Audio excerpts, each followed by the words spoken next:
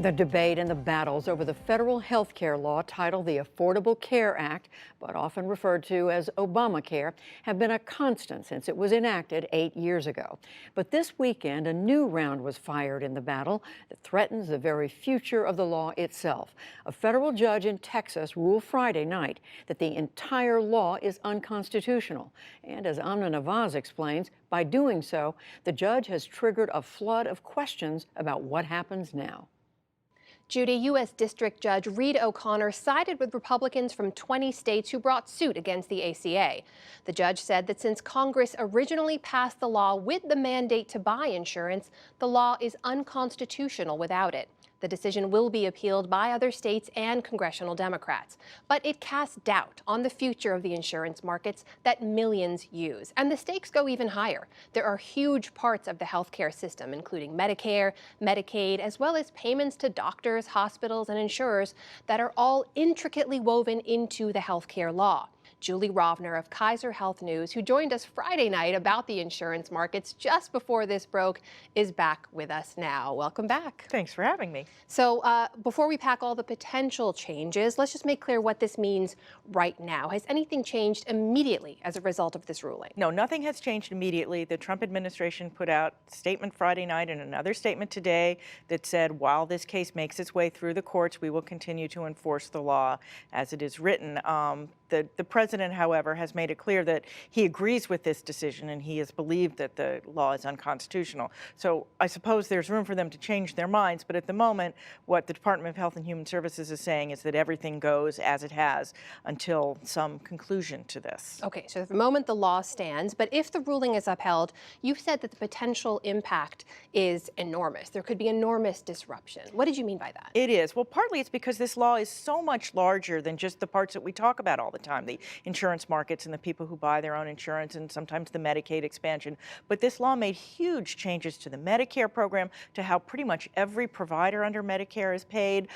It did things like allowed generic versions of complicated biologic drugs. It renewed and changed the Indian Health Service. There were enormous grants to help train health professionals. There was a lot of money for community health centers.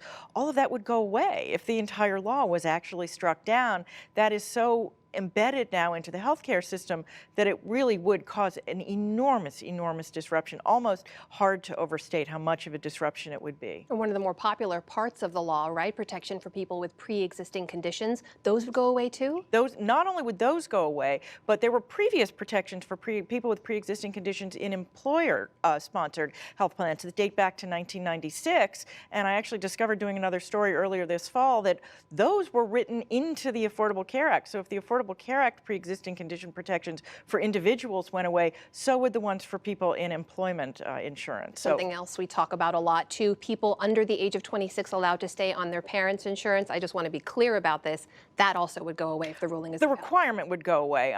Presumably employers could continue to allow it if they wanted to, but the requirement that employers offer it to parents of children up to age 26 would go away. You mentioned drug pricing. That has been a key part of this administration's agency priority at HHS, their Health and Human Services.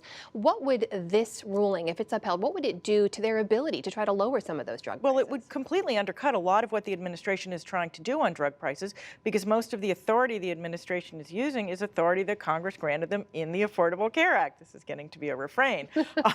A lot of the things that the administration is trying to do are with what was allowed under that law. So it would really make it very difficult for a lot of Republican efforts. It's important to remember that even though this law passed with only Democratic votes, the Democrats wrote it trying to appeal to Republicans. And indeed, there are parts of it that Republicans like a lot. It's impossible to take the politics out of this. This was an effort led by Republican state attorneys general and Republican governors. Is there a counter effort now by Democrats to try to preserve the law? Yes, actually, that's who's defending the law in court, our Democratic attorneys general, because the Trump administration decided not to defend the lawsuit. They said maybe the whole law shouldn't go down, but we think that perhaps the pre-existing condition protections, things that were so intricately tied to that mandate, maybe those should be struck down. So the Democratic attorneys general said, we would like to come in and defend the entire law, and the judge said okay. So it's basically right now Republican attorneys general versus Democratic attorneys general. So there are a lot of ifs built into this conversation if the ruling is upheld, right? The next place it could go is an appeals court.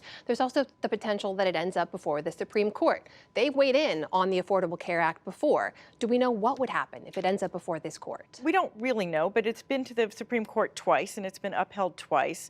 And even people who were on the side of striking the law down or parts of it down before say that this particular case is pretty weak. So there is kind of an expectation that if it got to the Supreme Court would overturn it. However, we don't know how long that might take, and there might be a different Supreme Court by the time the law were to get there.